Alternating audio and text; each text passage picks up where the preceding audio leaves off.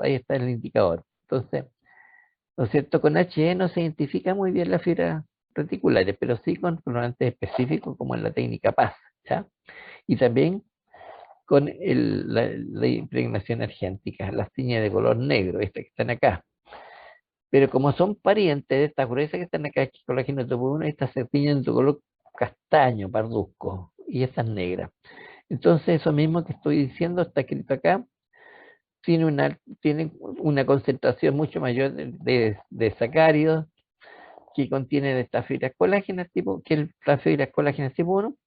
Por eso las fibras entonces reticulares se distinguen con facilidad si se utiliza la reacción del ácido periódico, o se tiñen en el fondo, ¿ya? El ácido periódico es decir, o sea, son PAS positivas. Y también tienen, ¿no es cierto?, la capacidad de depositar plata sobre la superficie. Entonces tiene un procedimiento especial que se denomina la impregnación argéntica. Ya se impregna, no las tiñe. Es como una nevazón. Se deposita están las platas solubles, se empieza a transformar en plaza metálica y se empieza entonces a depositar sobre las fibras radiculares. Y posteriormente uno las revela, ¿no es cierto? Y se tiñen de color negruzco. Entonces, ese es el ácido periódico de Chis, las tiene un color lila y esta las tiene de color negra con la impregnación argéntica. Hay muchas técnicas para determinar esa, ¿no es cierto? Tiras para tinciones de reticulina, por ejemplo, con impregnación argéntica. El, nosotros teníamos en, en, en nuestras placas, ¿no es cierto? Tenemos el nitrato de plata de Río Ortega en la técnica para teñir las fibras reticulares de Río Ortega porque la inventó, como Cajal, por ejemplo, de Santiago Ramón y Cajal, que tiene entonces las neuronas y sus prolongaciones. Ok, no sé si se entendió. Ok, entonces quien describe una técnica específica lleva su nombre posteriormente. ¿Ya? El Pollack y muchas técnicas tienen nombre de los autores. Ok, hemos visto entonces eh, la matriz, ¿no es cierto? Matriz extracelular figurada. Hemos visto las fibras colágeno, las fibras elásticas, las fibras reticulares. Veamos ahora la matriz extracelular morfa, esta que no tiene morfo, forma. Está constituida por la glicosa aminoglicanos, los denominados los GAGs, los proteoglicanos y las glicoproteínas. Entonces son tres proteínas o polisacáridos que están formando, ¿no es cierto? El primero es un polisacario, el segundo proteína, polisacario más proteína, y estos son netamente glicoproteínas, o sea, proteínas con, con residuos de azúcares. Ya este solamente azúcar, polisacario. Entonces que están dándole, rellenando todos los espacios entre la célula y entre las fibras, se llama amorfo. ¿Qué son los glicano o los GAGs? O glucosa, algunos textos aparecen como glucosamino, porque están constituidos por cantidad de disacáridos que se repiten muchas veces. Entonces, son cadenas de polisacáridos constituidos por unidades de disacáridos repetidos muchas veces, n veces, y están cargados negativamente por su naturaleza polianiónica, atrae grandes cantidades de agua, no solo de agua, sino también sodio. ¿Ya? Ahora, el agua es un ion bivalente, permiso a tomar más café, que tiene un extremo, una carga positiva y una carga negativa. Pues si son polianiones está cargado negativamente, entonces el agua se va a unir, ¿no es cierto?, la carga negativa del polianión con la carga positiva del agua. El sodio se va a unir, ¿no es cierto?, tiene carga positiva, ¿ya? Se unirá a la carga negativa del polianión. De tal manera entonces que estas moléculas pueden atrapar grandes cantidades de agua, grandes cantidades de agua. Y nosotros somos blanditos porque tenemos mucha agua. Yo acabo de tomar café, agua. ¿Te fijas? Que la voy depositando. El exceso lo elimino por la orina, pero también lo estoy depositando en el tejido conectivo. Y los recién nacidos son, pero blanditos, que acumulan mucha agua. Y el colágeno que tiene también, ¿no es cierto? Es un colágeno muy blandito, muy flexible. Lo dijimos cuando vimos la síntesis de colágeno. Entonces, ¿cómo se forman estos glicosa-aminoglicanos? Por acción de dos componentes, que es el ácido urónico, que se une a la D-glucosa, o sea, una monosacárido. ¿Por qué D-glucosa? Porque es una glucosa animal. Si hubiese sido una glucosa vegetal, tendría que ser L-glucosa. Más otro componente que es otro monosacárido, que es la N-acetil-D. Esto normalmente diríamos decir N-acetil beta D, pero normalmente lo omitimos, decimos N-acetil D glucosamina, porque está unido, ¿no es cierto?, a glucosa y eh, este ácido, ¿no es cierto?, que está con, esa es la sigla de la glucosamina, eh, de tal manera que va a formar dos componentes. Va a formar el ácido glucurónico, el ácido D-glucurónico y más la N-acetilglucosamina, que se repite N veces, por eso está en N, y da origen al ácido hialurónico. El ácido hialurónico. Pero si nosotros cambiamos la glucosa por una galactosa ahora, ¿ya? Usamos el mismo componente, el ácido urónico más D glucosa, pero ahora cambiamos la glucosa por una galactosa y la unimos a una acetil D galactosamina. Entonces solo se cambia la galactosa por la glucosa y ese es GalNAc, ¿ya? Esa es la sigla.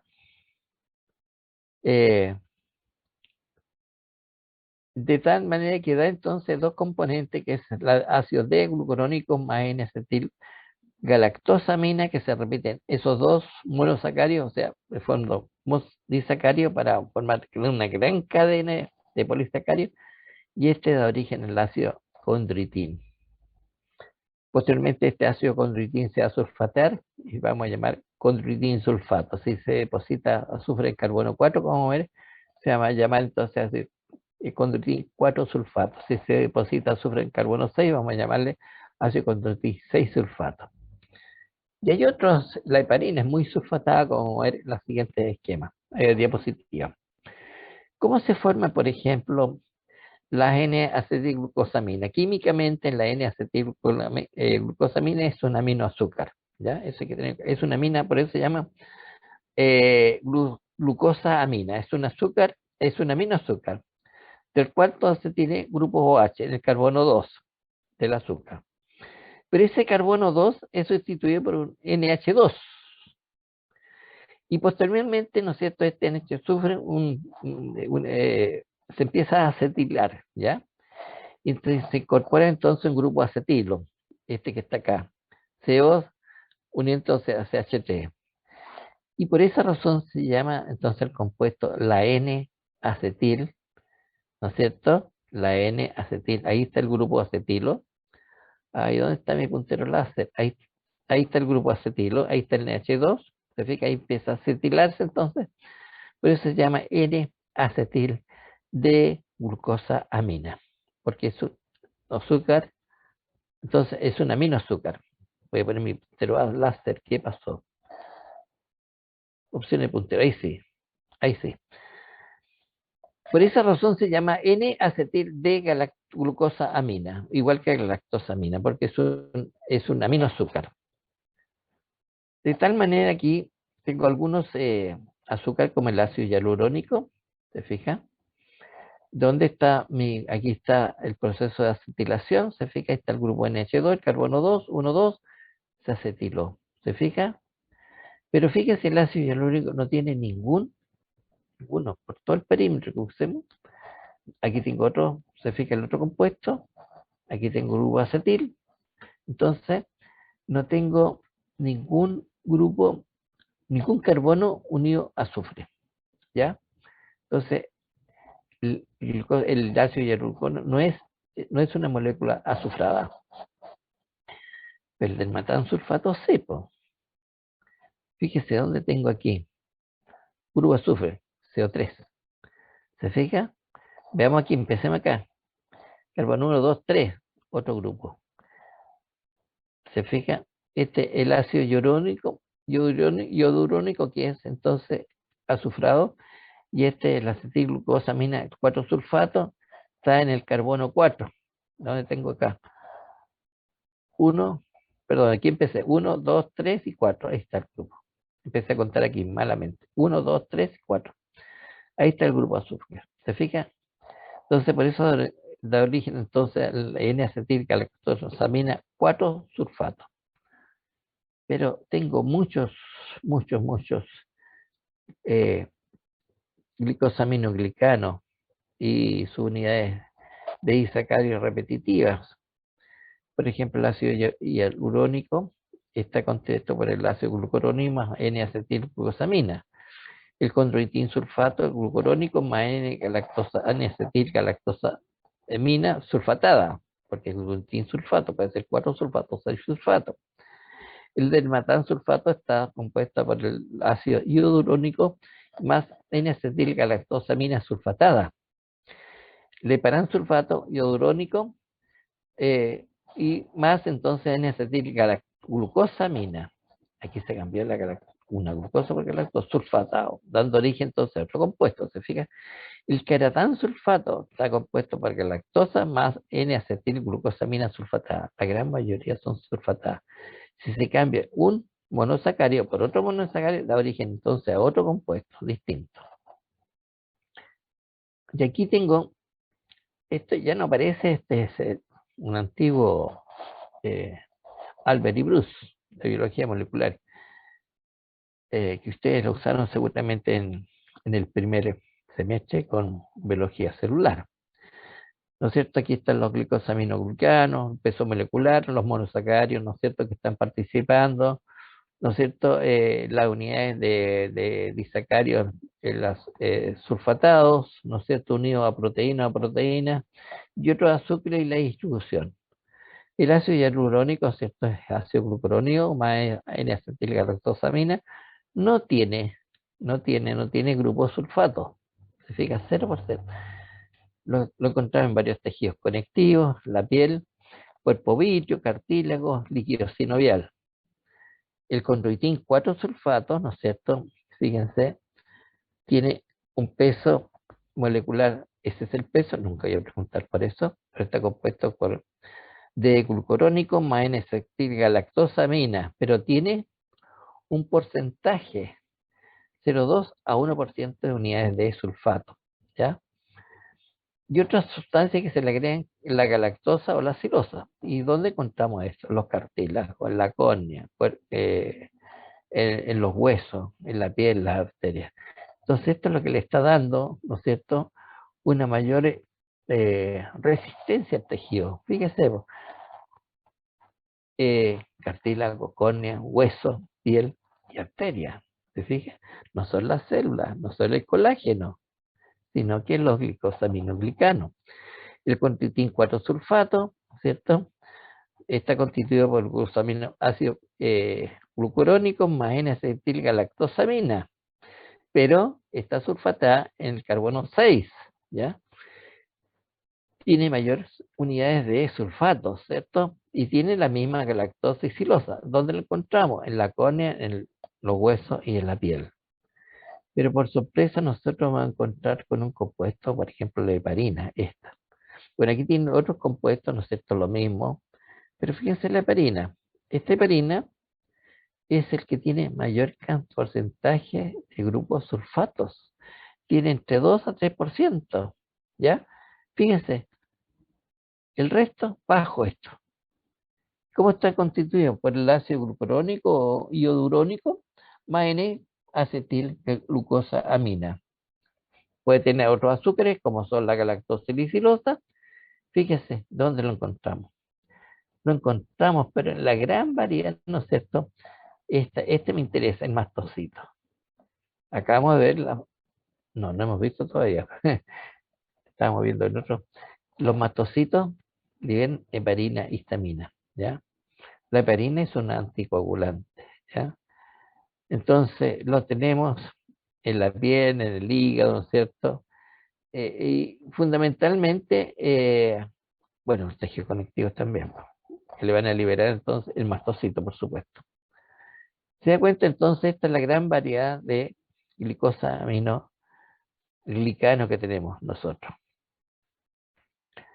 Este es un antiguo texto, los primeros textos que llegaban de Albert y Bruce eran en inglés. De ahí nos íbamos, cuando estábamos haciendo el posgrado en la biblioteca, en nuestro texto de Almada que tenemos nosotros era el Albert y Bruce. Todos sacaban información de ahí.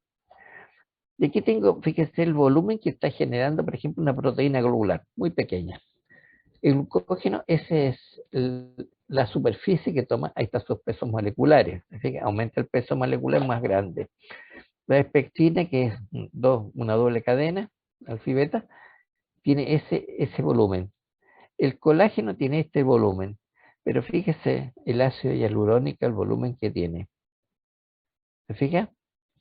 Entonces, si el ácido hialurónico tiene la particularidad de unir grandes cantidades de agua, imagine toda la cantidad de agua que tenemos en el tejido conectivo. Y aquí tengo, por ejemplo, algunos, también este era del Albert y Bruce, ahora ya no sale esto ya. Por ejemplo, aquí tengo el condroitin 6 sulfato, ¿ya? Fíjense bien, tengo el carbono 1, 2, 3, 4, 5 y 6. Ahí está el grupo sulfato, ¿se fija? Por eso se llama ácido condroitin 6 sulfato. Busquemos el 4 sulfato, acá está. Está constituido lo mismo con el ácido glucurónico más N-acetil glucosamina o galactosamina. Este era galactosamina, ya. Pero esta es el 4 sulfato. ¿Dónde tengo entonces? 1, 2, 3 y 4. Ahí tengo el grupo sulfato. ¿Se fija? Esa es la diferencia, la ubicación del grupo sulfato. Nada más que eso. ¿Se fija? El queratán sulfato. El queratán sulfato tiene el carbono 6 también. ¿Se fija acá? Pero está constituido por galactosa y N-acetilglucosamina. Y está unido al carbono 6, el grupo sulfato. La heparina. Aquí está, miren la heparina. ¿Cómo está contigo? Compuesto por ácido iodurónico más N-acetil sulfogalactosamina. Sulfo porque tiene muchos grupos hispanos. Mire, está compuesto carbono 2, 1, 2 grupos sulfato. ¿Se fija? Vamos para arriba. Tengo aquí grupos en el carbono 5. Veamos este compuesto en el carbono 2, otro grupo sulfato. ¿Se fija? Es la molécula más sulfatada que tenemos nosotros. Aquí tengo, esto es lo que sale ahora en el Albert y Bruce, es así. ¿Se fija? Lo mismo, carbono 6, grupo sulfato, con sulfato. En carbono 4, ¿no es cierto? El contridin 4 sulfato. La heparina, en el carbono 2, se fija el carbono 6, grupo sulfato, grupo carbono 2. Pero fíjese, el ácido hialurónico, le llaman el ácido hialuronato, es lo mismo que el ácido hialurónico, no tiene ningún grupo sulfato. Es asulfatada.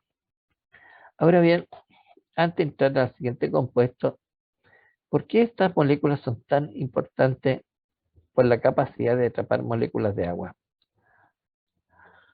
Porque, ¿qué comportamiento tiene? Polianiónica, o sea, están cargados negativamente. ¿Se fijan? De tal manera que tienen la capacidad de almacenar o atraer grandes cantidades de moléculas de agua. Pensemos, ¿no es cierto?, clínicamente. Voy a colocar esta diapositiva en blanco. Supongamos donde está el puntero, ahí tengo un ácido hialurónico, ¿ya? Con sus cargas entonces negativas externamente. Entonces se van a unir acá una molécula de agua, otra molécula de agua, otra molécula de agua, por todo el perímetro. ¿Se fija? Entonces va a formar una capa de agua. ¿Cómo va a unirse entonces, ¿no es cierto?, la carga positiva por la carga negativa? Va a dejar el agua la carga negativa expuesta. Entonces se va a unir otra capa de moléculas de agua. Luego otra capa. Y si al lado está ocurriendo lo mismo, entonces toda esta zona está repleta de agua. Eso se llama agua por capa de solvatación. Ahora, pensemos clínicamente. Yo voy a colocar un anestésico, no voy a buscar, ¿no es cierto?, el nervio, sino que yo estoy buscando colocar una inyección, un anestésico en el tejido conectivo, ¿no es cierto? ¿Y qué es lo que hace? Perfundo el tejido conectivo con mi anestésico y por el agua, por el solvente, va a llegar entonces el nervio. Si tengo que inyectar un antibiótico, no ando buscando los vasos sanguíneos, yo inyecto nomás, pero por las capas de solvatación, ¿no es cierto?, antibiótico va a difundir y va a llegar a los capilares y ahí se va a difundir entonces el anestésico. Ahora pensemos en los nutrientes, pensemos en la glucosa que nosotros lo estamos aportando constantemente con nuestra alimentación. Va a pasar del vaso sanguíneo al tejido conectivo y de aquí se va a difundir entonces hacia la célula. Pensemos al contrario, pensemos en las células que están liberando CO2 o desechos nitrogenados por el metabolismo proteico de las proteínas. Pensemos en el CO2 nada más, ¿ya? Producto de la respiración celular, ciclo de Krebs, ciclo de los ácidos tricarboxílicos, como quiere llamarlo, el ciclo aeróbico. Se va a liberar entonces, ¿no es cierto?, eh, un compuesto, ¿no es cierto?, agua, también, ¿no es cierto?, todo agua, ¿no es cierto?, glucosa, ¿no es cierto?, perdón, agua y ATP. Pero también, ¿no es cierto?, vamos a tener la actividad de liberación, producto de la respiración celular, de CO2. ¿Y por dónde va el CO2? ¿Por dónde difunde? Por el medio acuoso, hacia los capilares. Entonces el capilar está absorbiendo, ¿no es cierto?, por gradiente, diferencia de gradiente. Dentro del capilar hay menor cantidad de CO2, afuera más, entonces hay de mayor concentración a menor concentración, por diferencia de gradiente. Entonces llega el CO2. O lo mismo sale, ¿no es cierto?, diferencia de gradiente, la glucosa hacia afuera. Entonces el agua está cumpliendo un rol fundamental, ¿no es cierto?, en los tejidos conectivos gracias a la presencia de los glucosaminoglicanos. En el desierto no podemos chuparnos el dedo porque estamos, ¿no es cierto?, el agua lamentablemente está, ¿no es cierto?, unida a los glucosaminoglicanos. Entonces, aunque tengamos sed, no vamos a morir, ¿no es cierto?, de sed, pero no vamos a poder tomar agua. Bien, ¿Profe? sí, dime nomás. No sé quién me llamó, porque Antonia.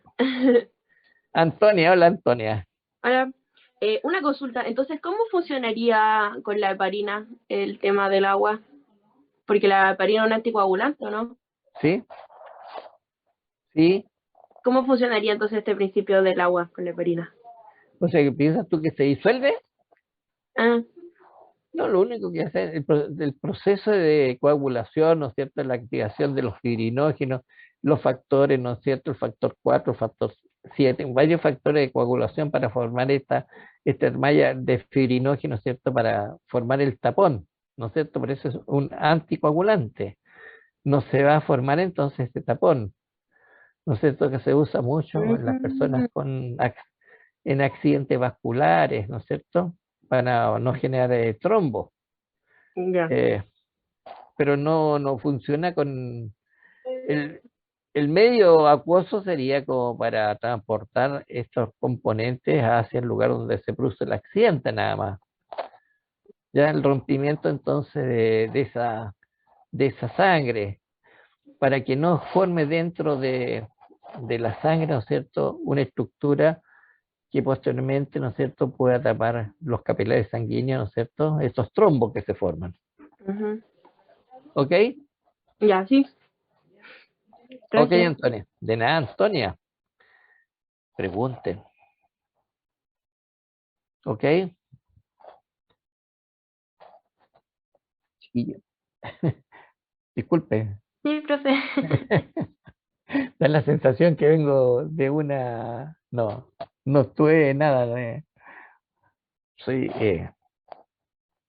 creo que me tomé una copa de vino nomás con la empanada y el asado. Un día la empanada con una copa de vino y el otro día otra. Y nada más. Eso sí que me tomé un terremoto. Y mi nieto hicieron un terremoto con Orencras. Y ahí lo probé. Bueno, el terremoto con Orencras. Orencras, helado de piña y granadina. Qué exquisito una vida, pero refrescante, fresca. Ya está. Eso entonces, eso debe ser el exceso de sal que uno les pone a los basados. Pero normalmente uno se pasa.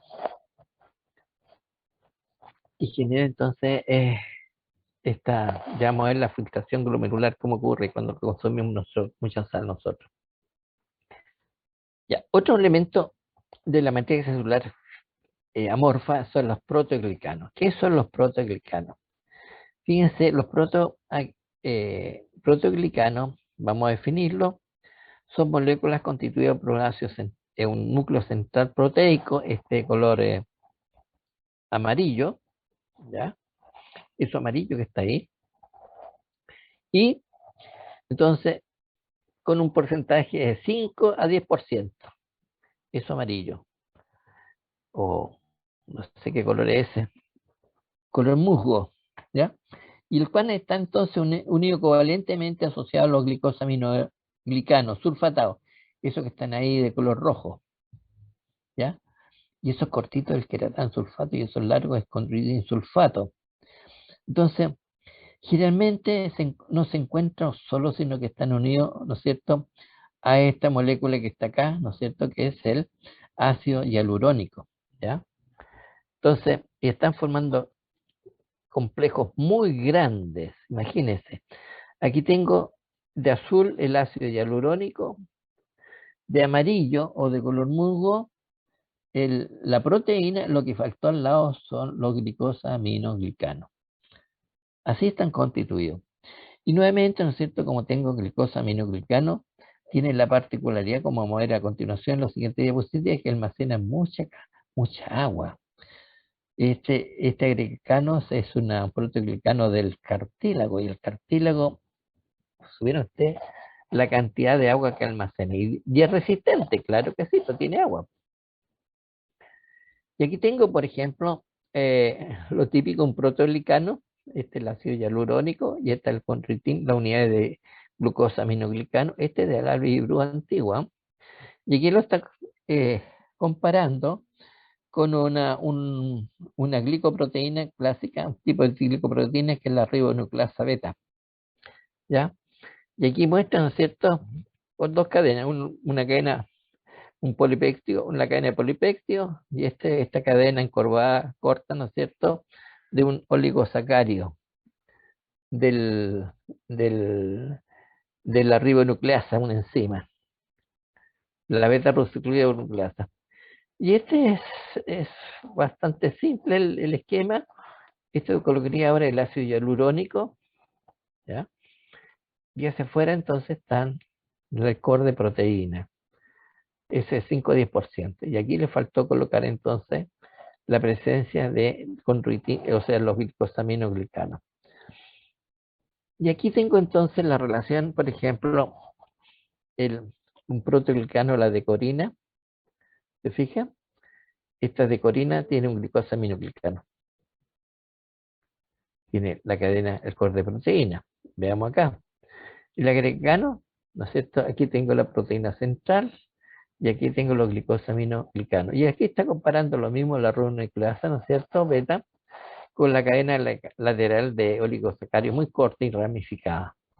Y ahí está posteriormente al lado, ¿no es cierto?, la cadena polipéptica, muy chiquitita. La ribonucleasa comparada a los proteoglicanos. Y aquí tengo, ¿no es cierto?, cómo se une entonces este core de proteína. Esta es la cadena de proteína central, ¿no es cierto? En este grupo va una serina o una treonina o serina, ¿ya? Pero, y aquí tengo entonces la unión de los glicosaminoglicanos, pero antes de eso se une, ¿no es cierto?, a aquí le puse trisacárido, tetrasacárido, cuatro moléculas de azúcar. Tengo una silosa, una galactosa, otra galactosa, tercera y ácido glucurónico. Estos son los tetrasacáridos. Aquí le puse trisacárido. Me equivoqué aquí. Tetra, ¿ya? Y lo hacen a través de una unión O glucosídica y que al centro entonces queda la proteína. ¿Se ve acá? Que son ricos en serina o treonina. Y después viene, ¿no es cierto?, el primer GAX, mi primer glicosaminoglicano, que es el queratán sulfato, ¿ya? Esos cortos, vamos a ver a continuación la siguiente imagen. Y luego viene, ¿no es cierto?, en esta larga cadena, los ácidos, el condroitin sulfato. Aquí el queratán sulfato, aquí va el condroitin sulfato. El B siempre es más abundante que el A. Estos son escasos, ¿no? Debe ser una proporción de 1,50 aproximadamente. Por cada molécula de queratosulfato existen 50 moléculas de, ¿no es cierto?, de condroitin sulfato. Y esa es la manera como se va uniendo entonces la molécula de proteoglicano. Ahora, estos no están solos, están unidos también el ácido hialurónico. Y esta es la molécula más o menos así vista en microscopía electrónica. ¿Se fija? Esta es la manera, ¿no es cierto?, que van formando grandes conglomerados. Y aquí durante el proceso, ¿no es cierto?, de la formación, tengo la proteína asociada al ácido sulfato. Veamos esta acá. Al centro tengo el ácido glucurónico, al centro. Y esto ramificado en la proteína, la cadena de proteína. Pero la cadena de proteína tiene entonces los gags. ¿Se fija? Veámoslo acá. Aquí está el ácido hialurónico, este que está acá. Aquí tengo la proteína central, la cadena de proteína, esa que está aquí. Pero, fíjese, aquí están los glicosaminoglicanos. Primero el queratán sulfato y después el condroitin sulfato. Se fija la proporción que hay, es menor de queratán sulfato y mayor cantidad entonces de condroitin sulfato. Lo mismo, ¿no es cierto? Lo mismo, microscopía electrónica. Y aquí está el esquema de la representación. De rojo el ácido hialurónico. No sé qué color se ve eso, azul. Esa sería la cadena de proteína. ¿Ya? Y eso de negro sería entonces los glicosaminoglicanos. Primero están el queratán sulfato, ese que está ahí, y luego el condroitin sulfato. ¿Ok? Y estos juntos forman entonces un proteoglicano. Ahora imagínense, aquí grandes cantidades de agua, agua. Toda esta molécula, todo esto está lleno de agua, agua. Atrapa agua, porque son polianiones, ¿no es cierto? Los glicosaminoglicanos. Entonces la estructura aquí está un poquitito mejor representada, con mayor aumento, ¿se fijan? Nunca los proteoglicanos están rellenando todos los espacios, están sobre las fibras colágenas tipo 1, y aquí tengo, por ejemplo, de verde el ácido, este es el ácido glucurónico, aquí le llaman uronano, el ácido glucurónico, y aquí de celeste en la cadena de proteínas. ¿Se fija todo esto que eso que está ahí? Y al principio tengo entonces estos 4 moléculas de la silosa, galactosa y glucosamina, 4 moléculas, y después viene entonces el queratosulfato y posteriormente el condroitin sulfato. Claro que el autor de esta diapositiva hizo todo del mismo tamaño. ¿Ya? Y aquí tendríamos entonces en esta unión una serina o una treonina, en este punto de unión. Y así se ve entonces una fibrilla colágena comparada, ¿no es cierto?, con los proteoglicanos que están entonces en relación sobre esto, incluso sobre esta fibrilla colágena vista al microscopio electrónico. Y aquí tengo varios componentes proteoglicanos. Por ejemplo, el agregacano está constituido con condroitin sulfato y agregan sulfato, lo ubicamos en el cartílago, dan el soporte y forma entonces grandes agregados con ácido hialurónico. El beta-glucano, ¿no es cierto?, está constituido con condroitin sulfato y el metansulfato está en la superficie celular, ¿no es cierto?, y en matriz, y se une entonces al factor de crecimiento transformante beta, ¿ya? La decorina está compuesta por condroitin sulfato y el metansulfato, tiene una amplia distribución en los tejidos conjuntivos, ¿no es cierto? Se une a las fibrillas colágenas tipo 1, ¿no es cierto? Y al factor de crecimiento transformante beta. El perlacano está constituido por heparansulfato, laminas basales, su función, ¿no es cierto? Tiene una función estructural filtradora en la membrana basal. El sindecano 1, ¿no es cierto?, está constituido con condroitin sulfato y heparansulfato, está en la superficie celular del epitelio, tiene la función de adhesión celular y se une el factor de crecimiento de fibroblastos y otros factores de crecimiento. Mire, el DALI, el proteoglicano DALI, en Drosophila melanogaster. La Drosophila es la mosca de la fruta. Y está constituida por emparansulfato, está en la superficie celular. Es un correceptor para las proteínas de desalinalización de estas moscas sin alas, ¿ya? Y que tiene entonces pentapléjicos, porque tiene los segmentos de los pies pentapléjicos, tiene una deformación, entonces tienen 10 10 segmentos en vez de tener menos cantidad. Entonces son patologías que empezaron a estudiarlo, moscas sin ala y con alteraciones en las patas.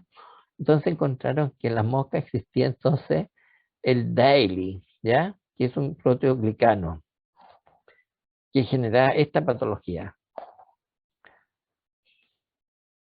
Los monómeros de proteoglicano y fuente de la matriz, entonces tengo acá, por ejemplo, el tejido conectivo. Aquí tengo el agregacano, esto es el cartílago. Y aquí tengo, ¿no es cierto?, la tetrasacáridos. Esta es la proteína central. Y aquí tengo el queratansulfato y las cadenas con sulfato. ¿Se fija? Y después tengo otro, el versicano, ¿ya? Este tiene lo mismo, ¿no es cierto?, la cadena central. Y aquí tengo entonces el sulfato.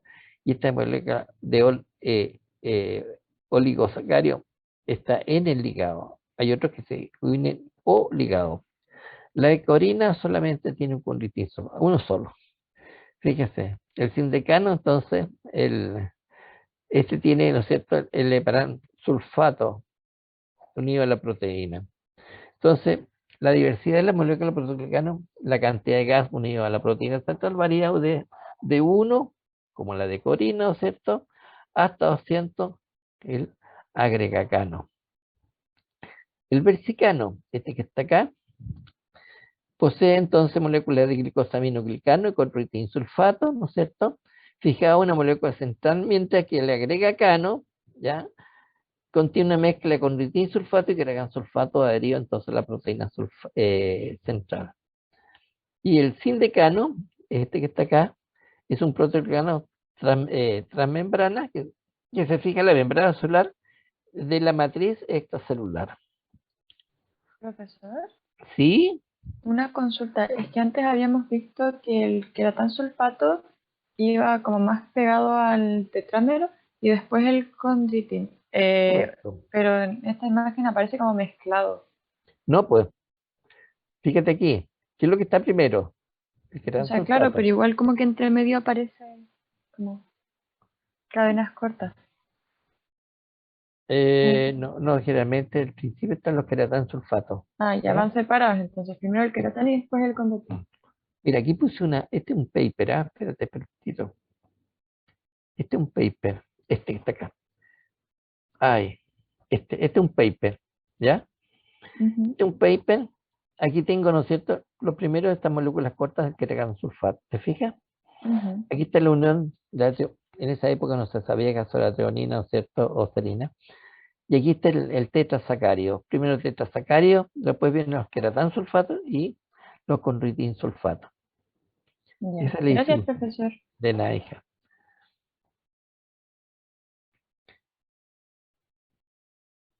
¿Dónde estamos? Aquí.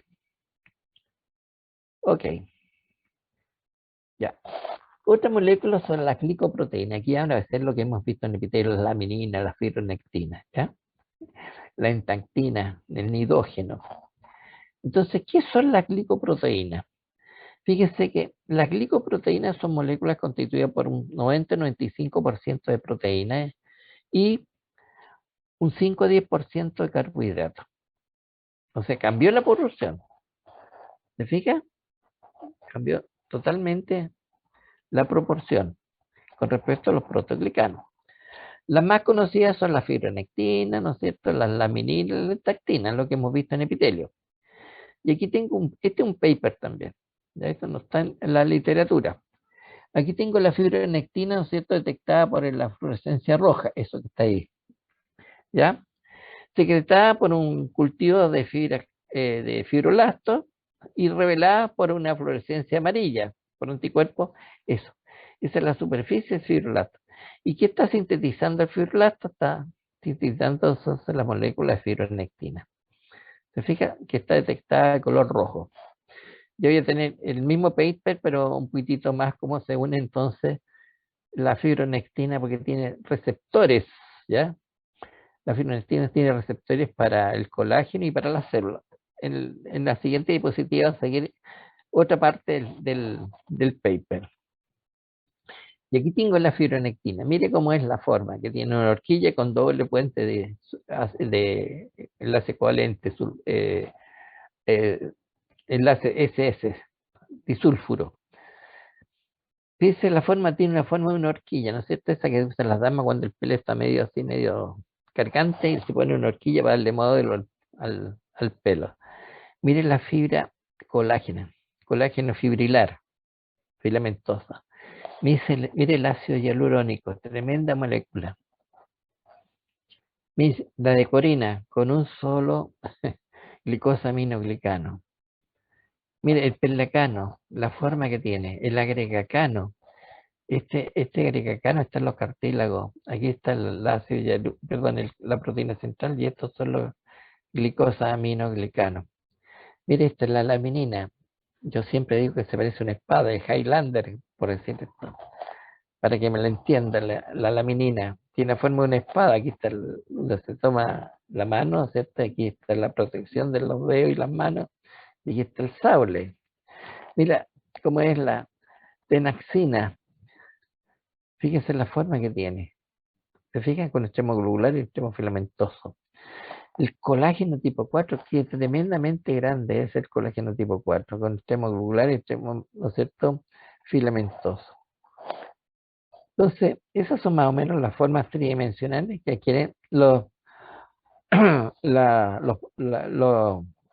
glicoproteína. Fíjese, la fibronectina en forma particular la tengo acá. Dije que tenía la forma de una horquilla. Y el microscopio electrónico está acá, se fija en la horquilla, unida por puente disulfuro, SS. Por lo tanto, aquí debe tener cisteína. ¿Ya? Demasiado rico entonces en azufre. Pero sí tiene sitio de unión. A este extremo se une el colágeno, ¿ya? Y tiene sitios de unión para la célula. Y tiene sitios de unión para la heparina. ¿Se fija?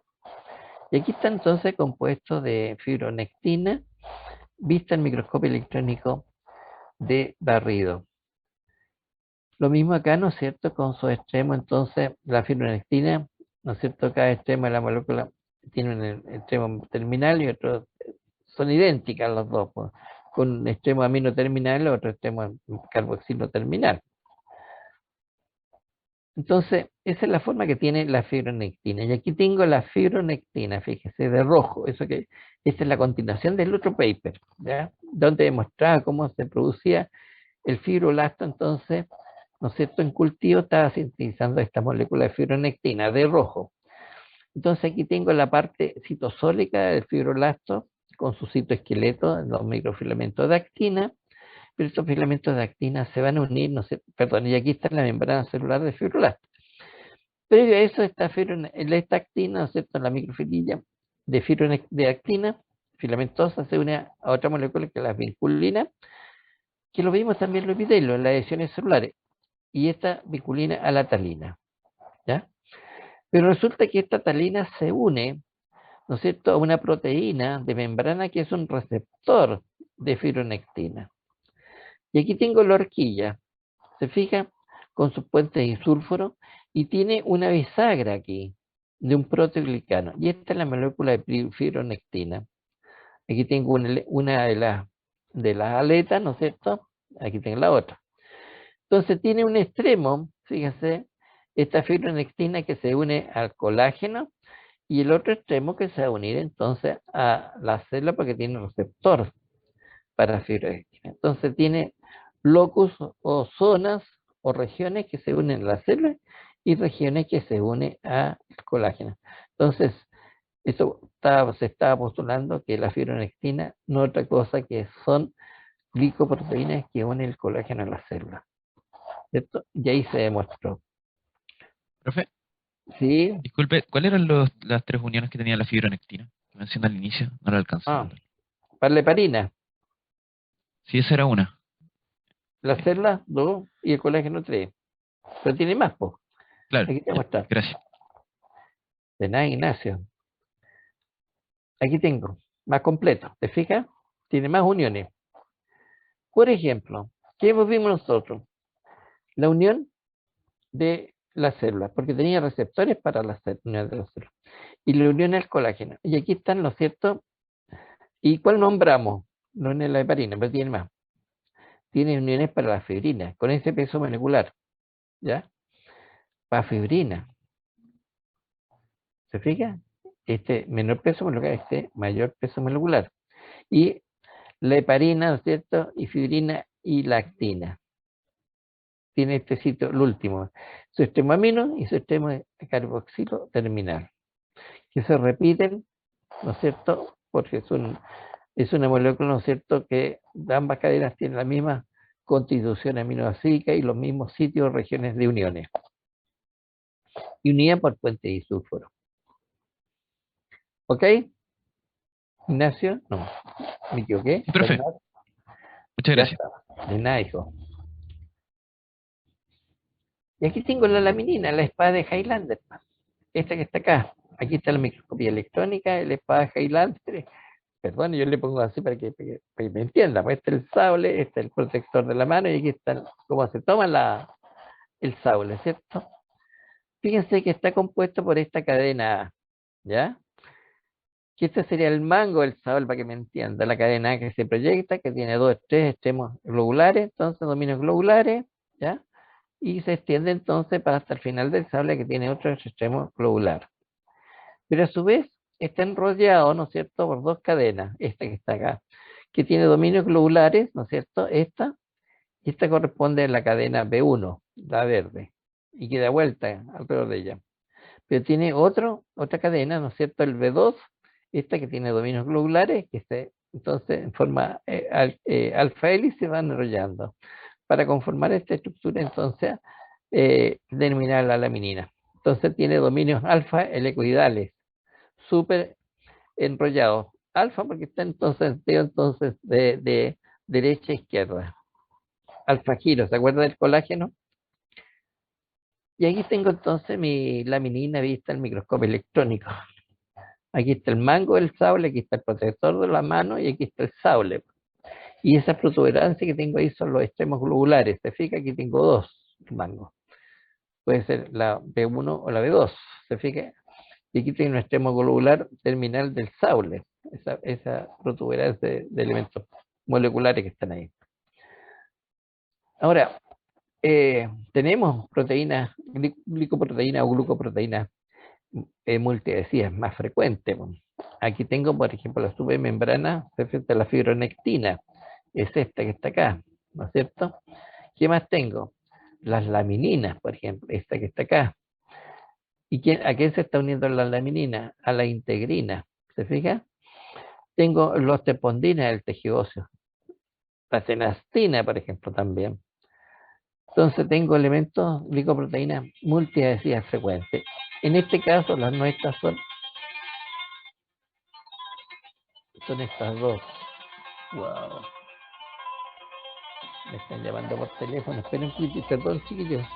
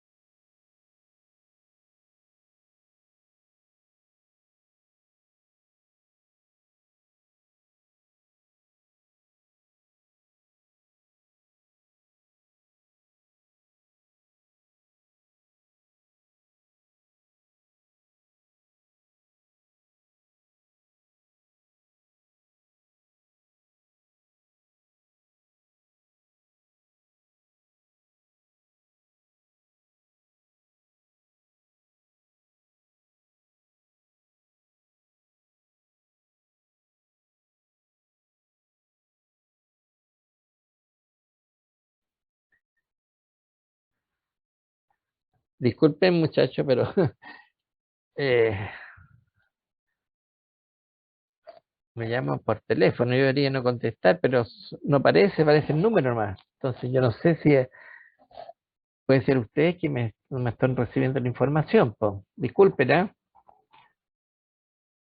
No se preocupe, Felipe, profe. disculpe. Muchas gracias. Pero traigo el teléfono por si acaso. Muchas veces yo creo estar conectado con usted y usted me llama, profe, se desconectó. Ocurren estas cosas, ¿no es cierto? Tengo un servidor que tengo bastante, ¿cómo se llama eso? Gigabyte. Tengo 300 gigabytes porque todos trabajamos. Mis dos hijos trabajan con, eh, con el sistema Zoom. Ya, ambos, ambos son ingenieros, entonces tienen que estar constantemente. Pero de repente se nos corta y, se nos corta porque los vecinos a veces se nos meten a nuestro IP.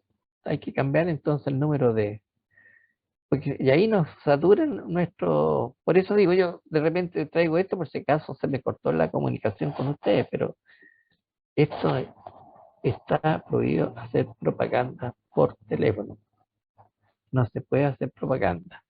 Yo tuve que escuchar, y después al final le dije que era prohibido hacer propaganda y estoy ocupado, estoy en una reunión, ahí me cortó. Bien, disculpen chiquillos, ¿ah? Estamos en un tema bastante interesante y me viene a llamar una llamada inespecífica. Bien,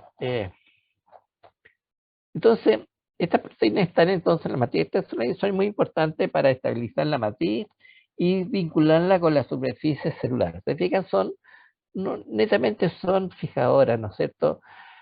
O de muerte adhesivas. Se trata entonces de moléculas multifuncionales de distintas formas que poseen diversos sitios de unión para gran variedad de proteínas de la matriz extracelular, como colágenos, proteoglicanos, glicosaminoglicano. Y entonces estas proteínas multiadhesivas interactúan con receptores de la membrana basal, como la integrina y de las lamininas. La laminina interactúa con la integrina. En cambio, la fibronectina, ¿no es cierto? Pero esta super proteína de las membranas basales. Y aquí tengo, ¿no es cierto? De la Breibrus nuevamente, el tipo colágeno, ¿no es cierto? Aquí está entonces la cadena proteica, la fibronectina, está inactúa entonces con la fibronectina, ¿ya? Y aquí están los proteoglicanos asociados, ¿fija? Aquí está en la superficie con que interactúa y las células que la está produciendo. El colágeno tipo 2, ¿no es cierto? Está ocupado con trisulfato, unido a la integrina y con los condrocitos del cartílago. ¿Se fijan? Entonces, hay distintos tipos entonces el colágeno tipo 4, tipo 3, ¿no es cierto? Está el paransulfato y heparina, está asociado, ¿no es cierto?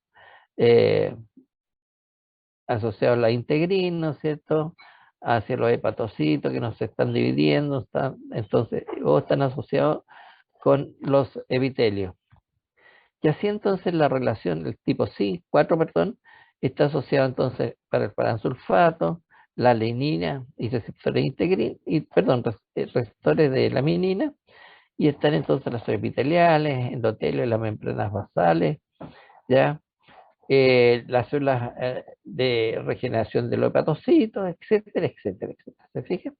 Ahí están actuando entonces con los proteoglicanos, ¿no es cierto? El tipo de colágeno y el tipo de el proteoglicano que están aquí presentes y los receptores. Y aquí en las células que lo producen.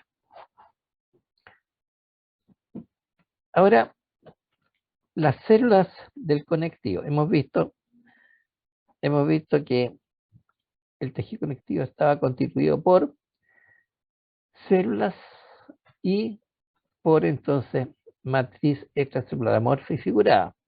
Hemos visto la figurada, acabo de ver la amorfa. Ahora tenemos que ver lo otro constituyente que son las fibras.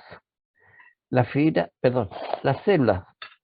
Y las células conectivas es una gran variedad de células que algunas de ellas, ¿no es cierto?, se sintetizan en la médula ósea para el tejido conectivo y otras para la sangre y pasan al tejido conectivo y nunca más vuelven a la sangre, excepto el linfocito que vamos a ver que es una célula que se sintetiza para la sangre, la formación de los gránulos Poyesi, pero están constantemente saliendo del vaso sanguíneo, se mete el tejido conectivo, ¿no es cierto? Vuelve posteriormente por vía linfática al torrente linfático, pasa al torrente sanguíneo, andan dando vuelto por todo nuestro organismo, pero en cambio hay otros que son los neutrófilos y los eosinófilos que están de 8 a 12 horas en la sangre y después pasan al tejido conectivo, nunca más vuelven al tejido, perdón, nunca más vuelven a la sangre.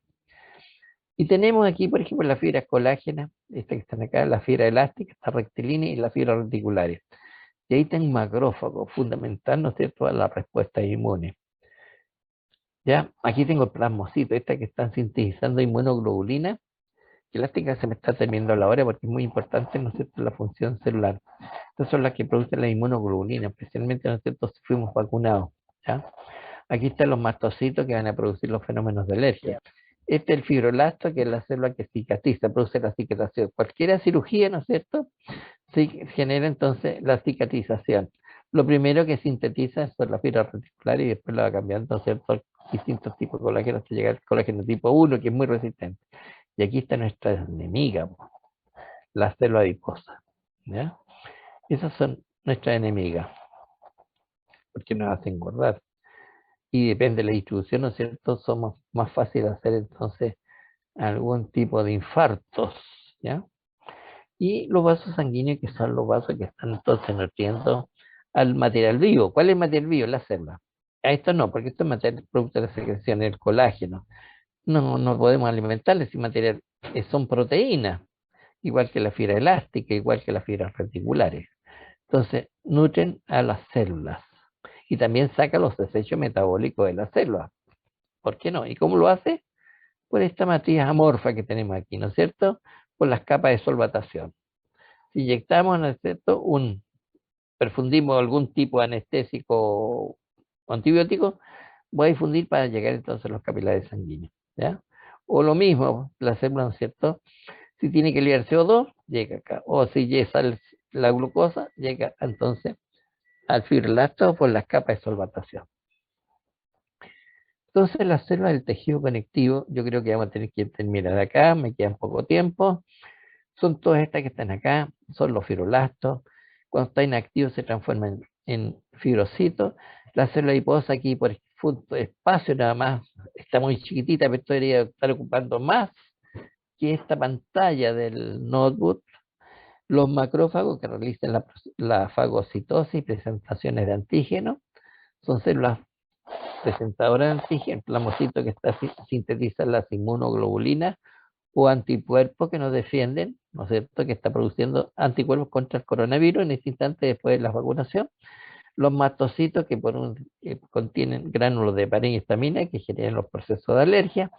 Todas células son células sanguíneas que pasan al tejido conectivo, pero nunca más vuelven a la sangre. Es el neutrófilo y el eosinófilo. Estos dos son fagocitos. Este inespecífico fagocita todo y este más específico. Y el linfocito, que es una célula que también se sintetiza en la sangre y que pasa al tejido conectivo, pero después luego vuelve a la sangre, pasa al torrente linfático, está dando vueltas. Y se postula, ¿no es cierto?, que hay linfocitos que pueden durar hasta 30 años, ¿no es cierto? Linfocitos T, perdón. Dije 300 años, ojalá pudiera tener larga vida, como los tomates, larga vida. Y generar algún G para prolongar la vida. Pero nuestro principal enemigo, aunque ustedes no lo consideren, es el oxígeno. Envejecemos por el oxígeno. Miren las cosas, las controversias. Empecemos entonces, parece que vamos a tener que dejar como título el fibroblasto, porque soy ya 1 minuto para las 12. Pero hablemos un poquitito del fibroblasto, aunque esté algunas pocas palabras. El fibroblasto es la célula, ¿no es cierto?, del tejido conectivo que forma la fibra y la matriz extracelular amorfa. Esta es la célula que produce todos los elementos que están en el tejido conectivo, en la matriz extracelular. Y por supuesto, ¿no es cierto?, produce la cicatrización posterior a una cirugía o una erosión de un tejido por una caída en bicicleta o qué sé yo, ¿no es cierto? Estas son las que producen entonces el proceso de cicatrización. Y lo primero, como hemos visto, sintetizan las fibras reticulares, colágeno tipo 3. Y ahí es que empieza el proceso de cicatrización, va aumentando la síntesis de colágeno tipo 1. Entonces, este es un cultivo fibroblasto. Ese es un cultivo fibroblasto. Y la flecha está mostrando los fibroblastos. Fíjense. Los fibroblastos, pues, son las 12. 12 un minuto. ¿Qué hago? ¿Termino acá? Bueno, este es un cultivo fibroblasto. Fíjense que tiene características. Vamos a decirlo en la próxima clase. Un citoplasma basófilo. Es un rosado morado. Diferente a eritrocito ese que es rosadito. ¿Se fijan? Miren la diferencia. Eritrocito rojo, citoplasma, el fibroblasto morado, basófilo. ¿Se fijan? Y todo esto es un cultivo fibroblasto. Aquí tengo otro. Esto no. Este es fibroblasto, sí. Este es un fibroblasto. Este es otro fibroblasto.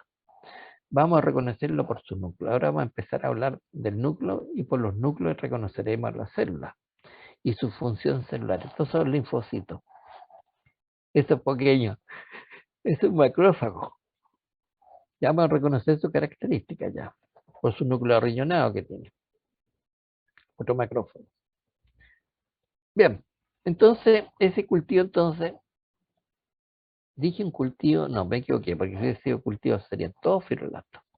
No, este es un tejido conectivo donde predomina siempre. Esta célula es la más abundante en los tejidos conectivos.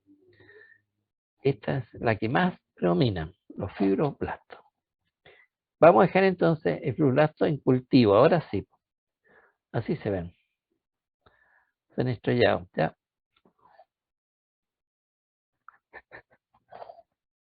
Vamos a terminar entonces nuestro análisis aquí nomás, muchachos, porque, señoritas, perdón, dije muchachos. Hay varones y damas también. Vamos a dejar esto entonces. El fibroblasto y su función del fibroblasto. Y las características del fibroblasto. Vamos a dejar con rojo. ¿No es cierto, Felipe? Porque son las 12, 2 minutos. Felipe está presente, ¿no? Danae. Creo que no está presente, profe. Se fue Ignacio, el Felipe. ¿Qué hacemos? Yo creo que dejémoslo hasta acá, ¿no, profe? Y el juez continúa. ¿Ah? Yo podría hablar de esta diapositiva, ¿eh? Porque la siguiente es más compleja. Hablemos de esta diapositiva y aquí quedamos. ¿Les parece? Ya que estamos embalados con el fibroblasto. ¿Ok? Y con esta termino. Ya. Vamos a aumentar. Fíjense que el fibroblasto, como su nombre lo indica, fibro, formación blasto, formación de fibra. ¿Ya? Es una célula, entonces, es una célula muy activa en la síntesis de matriz extracelular, muy activa. El fibroblasto tiene una forma estrellada, con muchas prolongaciones citoplasmáticas. Posee un núcleo grande, es la célula que tiene, la vamos a conocer por los núcleos. Siempre una célula grande, un núcleo grande, de forma ovoidea y nucleolo visible, ¿ya? Es fibroblasto, porque predomina la eucromatina sobre la heterocromatina. Entonces, fíjese, aquí estamos, un esquema. Fíjese, núcleo grande, ovoideo, ¿ya?